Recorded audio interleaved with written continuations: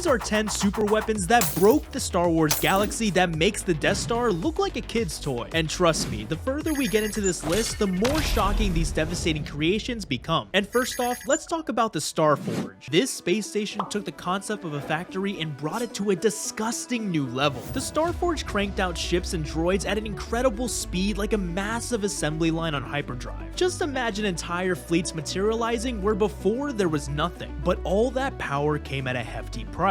You see, the Star Forge didn't just tap into nearby stars for energy, but it took the Force itself, creating a dangerous fusion that corrupted everything it touched. The Rakatan, the ancient civilization behind this marvel, fell victim to their own creation despite their technological achievement. But eventually, when Darth Revan discovered the Star Forge, he realized the weapon's true nature. Unlike his apprentice Malak, who wanted to exploit it, Revan limited the station's output. He understood that its incredible power came with the risk of being consumed by it. And if you thought the Star Forge was scary, let's talk about a starfighter-sized ship that could completely wipe out entire solar systems. Sounds impossible, right? Well, the Empire didn't think so. Meet the Suncrusher, a tiny terror so dangerous that even the Empire was afraid to use it. This pocket-sized planet killer packed enough power to make stars collapse like dominoes. Its resonance torpedoes destabilize a star's core, forcing it to go supernova. But that's not all. The Suncrusher was practically indestructible with quantum crystalline armor that could take turbo laser blasts like they were nothing. You could even crash this thing into a planet and it'll probably just leave a massive dent. The Empire built this weapon in secret using money swiped from the Death Star project, but they never got to use it. Instead, one of Luke Skywalker's students named Kyp Durron stole it and went on a rampage, blowing up Imperial targets left and right. Now, if the Suncrusher was impressive, then get ready for number 3, cause this monstrosity makes Star Destroyers look like miniature boats. I'm talking about the Eclipse class dreadnought, the Death Star's big brother that the Empire had been cooking up in secret. Picture this, a colossal sized vessel stretching over 17.5 kilometers long, more than 10 times the size of a standard Star Destroyer. The Eclipse packed a super laser rivaling the Death Star's planet-destroying beam, heavy armor, and thousands of starfighters. The Empire essentially created a floating fortress that could dominate any space battle. And to make things worse for the rebels, they built 2 of these, the Eclipse and the Eclipse II,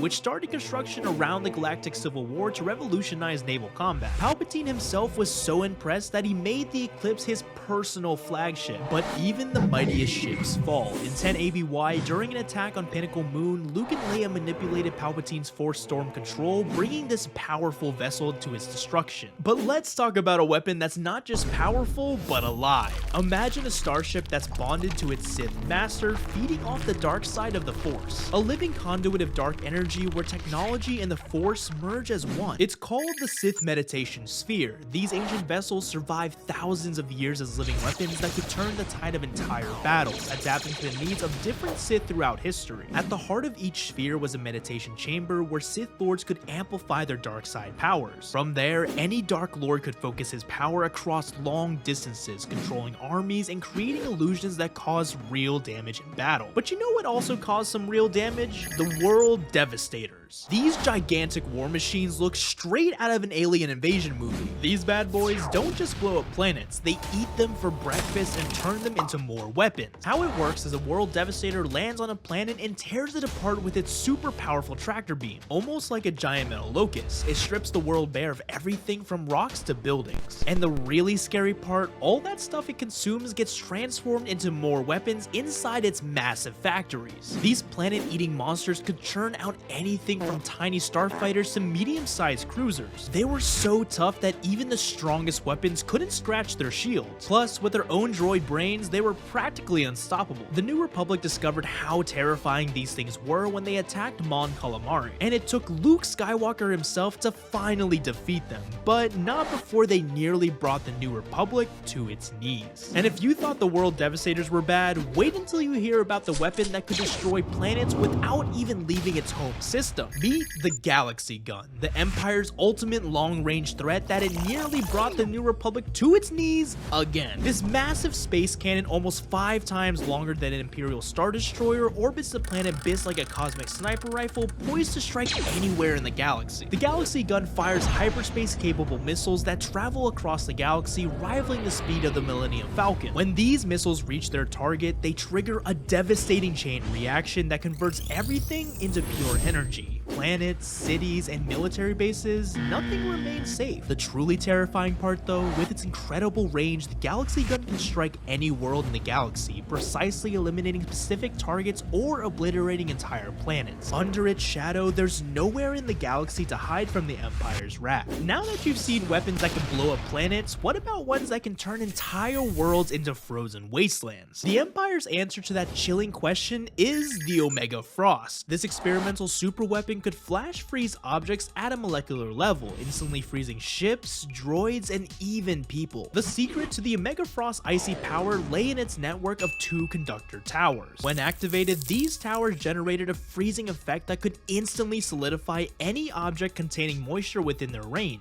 This weapon had the potential to transform tropical paradises into desolate ice worlds that would make even Hoth seem like a wonderland of snow. But the Omega Frost wasn't just about making ice sculptures. Its effects were so powerful that even solid metal would shatter. Entire fleets of ships would crumble into icy debris, and it could even function in the vacuum of space, potentially freezing an entire star system. And freezing planets was cool, but what if you could move them? Enter the Centerpoint Station. This ancient space station built by the mysterious Celestials could manipulate gravity on a galactic scale, measuring 100 kilometers wide, which is the same as 1,100 football fields, and 350 kilometers long, which dwarfs the first Death Star, making it nearly 4,000 football fields long. This floating ball of energy had a hyperspace tractor beam capable of moving planets and stars like chess pieces, or even collapsing stellar cores. Throughout history, Centerpoint influenced numerous conflicts. For example, during the Yuzong Vong War, various factions from the New Republic to the invading Yuzong Vong battled for control of this incredible weapon. Imagine having the power to reshape entire star systems at your fingertips. But you know what else is at the end of your fingertips? That subscribe button, so push it or baby Grogu will be sad. Anyway, this next super weapon could detonate a star and make the light in the solar system go dark. I'm talking about the Resonance Torpedo Launcher. This is a cosmic time bomb capable of wiping out entire star systems with a single shot. And you don't want to be anywhere near ground zero when this thing goes off. So how does this star killer work? Well, the RTL fires special torpedoes that dive deep into a star's core. Once inside, these torpedoes disrupt the star's fusion reactions, transforming it into a massive bomb. When the star goes supernova, it obliterates everything in the system. Planets, moons, asteroids, everything. The scariest part, once the resonance torpedo hits its target, there's no stopping what comes next. Imagine if one targeted our sun. It's like lighting the fuse on the biggest firework in the galaxy. This weapon was so powerful that even the Empire thought twice about using it. But there was a super weapon even scarier that had the whole galaxy shaken. It's called the Shocking Device. This weapon wasn't just designed to blow up a planet or galaxy. It was built to erase the entire universe from existence. Now that's shocking. This insane contraption was created by an unknown Shockanese scientist who was not just depressed, but an extreme nihilist who believed destroying everything was the only path to meaning. Talk about making Thanos look like an amateur. The science behind it is mind-bending. Imagine a chain reaction unraveling reality's fabric like pulling one block that collapses the universal Jenga tower. Ironically, its creator never became quite depressed enough to use it. The device stayed buried for years, until after the Battle of Andor when it was accidentally activated. Thankfully, Luke Skywalker shut it down just in time, but the Empire still included it in their contingency handbook. Now, as we've seen, the Star Wars galaxy is filled with weapons that could shatter entire worlds and threaten reality itself. So share in the comments which super weapon you found most terrifying.